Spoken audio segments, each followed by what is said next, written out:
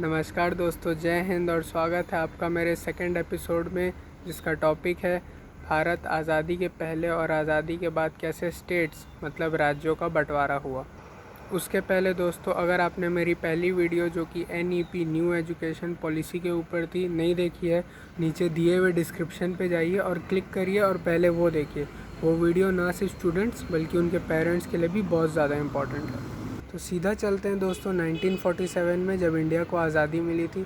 उस समय इंडिया में 565 प्रिंसली स्टेट्स थे। प्रिंसली स्टेट्स मतलब जो कि राजाओं के अंडर में होते थे, राज्य थे जो कि। उन 565 में से 562 प्रिंसली स्टेट्स ने ये एक्सेप्ट कर लिया था कि वो इंडिया में जुड़ेंगे और इंडिया को एक पावरफुल कंट्री बनाएंगे।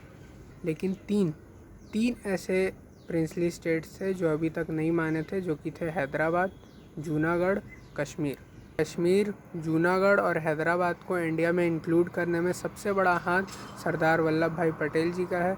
वो आयरन मैन ऑफ इंडिया भी कहलाते थे। उन्होंने ऐसे कई सख्त कदम उठाए जिसके कारण हैदराबाद, कश्मीर और जूनागढ़ इंडिया में इंक्लूड हुए। कश्मीर की हिस्ट्री थोड़ी वास्ट है, लेकिन जूनागढ़ और हैदराबाद में उन्होंने कुछ सख्त कदम उठाए थे और इंडियन फोर्सेस को वहाँ भेजा था। इसके बाद हैदराबाद और जूनागढ़ ने एक्सेप्ट किया कि इंडिया में ही रहेंगे। तो बात करते हैं कश्मीर की। कश्मीर 1948 में इंडिया में ज्वाइन हुआ। उसके पीछे एक कहानी है। बात यह है कि 1947 के बाद इंडिया एक डेमोक्रेटिक कंट्री बनी और पाकिस्तान एक डेमोक्रेटिक कंट्री बनी। लेकिन इन दोनों के बीच में जम्मू एंड कश्मीर, इसने अभी तक ये एक्सेप्ट नहीं किया था कि वो इंडिया में जुड़ेगी या पाकिस्तान में जुड़ेगी, या फिर ब्रिटिश एम्पायर रहेगी या फिर एक इंडिपेंडेंट मोनार्की में रहेगी। और वहाँ के महाराजा थे महाराजा हरी सिंह। लेकिन फाइनली 47 के अक्टूबर में पाकिस्तान ने अपने ट्रूप्स और कुछ आर्म फोर्सेस जम्मू कश्मीर में भेजना चालू किए, जिसके कारण हरी सिंह थोड़ा घबरा गए और उन्हें लगा कि जम्मू कश्मीर उनके हाथ से चला जाएगा और वो नहीं चाहते थे कि जम्मू कश्मीर पाकिस्तान में जाए। तो उन्होंने अपने एक ऑफिसर जिनका नाम था शेख अब्दुल्ला, उन्हें भेजा दिल्ली और मदद मांगी जवाहरलाल नेहरू से कि वो इंडियन फोर्सेस को भेजें और पाकिस्तान फोर्सेस को आगे बढ़ने से रोकें, उन्हें हराएं और वापस भेजें। तो उसी समय ये एग्रीमेंट साइन हुआ कि कश्मीर इंडिया में ज्वाइन होगा, लेकिन उस डील का नाम था इंस्ट्रूमेंट ऑफ असैसिनेशन। मतलब जुड़ेंगे लेकिन अविभाजित रहेंगे, मतलब कि अलग रहेंगे लेकिन जुड़ेंगे ज़रूर। हमारी ट्रूप्स पाकिस्तान पहुंची, पाकिस्तान फोर्सेस को वहीं पे रोका और लेकिन कुछ फोर्सेस ने वहीं पे अपने डेरा बसा लिया, जिसे आज हम POK भी कहना पड़ता है हमें। लेकिन उसके बाद जम्मू कश्मीर इंडिया का पार्ट बन गया। लेकिन उस डील के हिसाब से जम्मू कश्मीर की अपनी गवर्नमेंट होगी, अपनी कॉन्स्टिट्यूशन होगी, अपने रूल्स एंड रेगुलेशन होंगे। इसीलिए इंडिया में एक गवर्नमेंट रहती थी और जम्मू कश्मीर में दूसरी गवर्नमेंट रहती थी। तो महाराजा हरी सिंह के बाद, उनके डेथ के बाद जो पहली गवर्नमेंट वहाँ फॉर्म हुई, उस गवर्नमेंट के चेयरमैन कहिए आप या मिनिस्टर कहिए, वो पहले बने शेख अब्दुल्ला। शेख अब्दुल्ला वही हैं जो कि ऑफिसर थे और दिल्ली गए थे। कश्मीर की स्टोरी और भी ज़्यादा वास्ट है, जो कि लास्ट ईयर अगस्त तक आके ख़त्म होती है, जबकि आर्टिकल 370 रिवोक कर लिया गया। वो मैं आपको अगले वीडियो में बताने वाला हूँ कि आखिर कश्मीर का पूरा सिनेरियो है कैसा, क्या है POK, क्या है LAC, क्या है कश्मीर, क्या है जम्मू, क्या है लद्दाख, क्या है लेह। अब अगला स्टेट जो कि इंडिया में ज्वाइन हुआ वो था उत्तर प्रदेश। उत्तर प्रदेश 1950 में इंडिया में ज्वाइन हुआ। उत्तर प्रदेश में कई सारे पावरफुल किंग्स थे जो साथ में यूनाइटेड हुए। वो चाहे हिंदू हो, मुस्लिम हो, कोई भी हो, वो साथ में यूनाइट हुए और उन्होंने इंडिया में ज्वाइन होने का फ़ैसला लिया।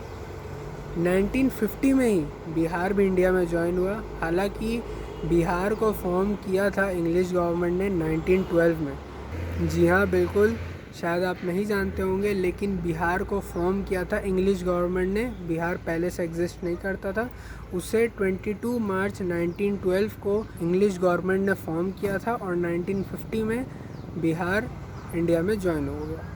अब बात करते हैं उड़ीसा की। उड़ीसा भी 1950 में ही इंडिया में ज्वाइन हुआ। बहुत सारे स्टेट्स 1950 में ही इंडिया को ज्वाइन हुए। उसी साल इंडिया रिपब्लिक बना था। लेकिन उड़ीसा को 1936 में ही ब्रिटिश ने एक सेपरेट प्रोविंस घोषित कर दिया था और 1936 से ही उड़ीसा एक किंग के अंदर रूल की जा रही थी और फाइनली 1950 में वो इंडिया में ज्वाइन हो गई। अब बात करते हैं तमिलनाडु की। तमिलनाडु भी 1950 में ही इंडिया में ज्वाइन हुआ, लेकिन उस समय वो मद्रास था। मद्रास एक प्रेसिडेंसी थी जिसके अंदर कई सारे प्रोविंसेस आते थे, लेकिन फाइनली 1969 में मद्रास का नाम चेंज करके तमिलनाडु रख दिया गया और मद्रास के अंडर जितने भी प्रोविंसेस मतलब राजाओं के अंडर राज किए हुए राज्य आते थे वो सब बट के आंध्र प्रदेश, कर्नाटका इन सभी में गए। आंध्र प्रदेश 1953 को इंडिया में ज्वाइन हुआ। आंध्र प्रदेश एक सेपरेट स्टेट 1956 को बना। जैसे कि मैंने पहले बताया था वो मद्रास प्रेसिडेंसी के अंदर ही आता था, लेकिन 56 को आंध्र प्रदेश नाम का एक सेपरेट स्टेट बन गया। अब बात करते हैं आसाम की। आसाम ब्रिटिश प्रोटेक्टेड बना 1826 को और 1874 को वो वेस्ट बंगाल से अलग हो गया।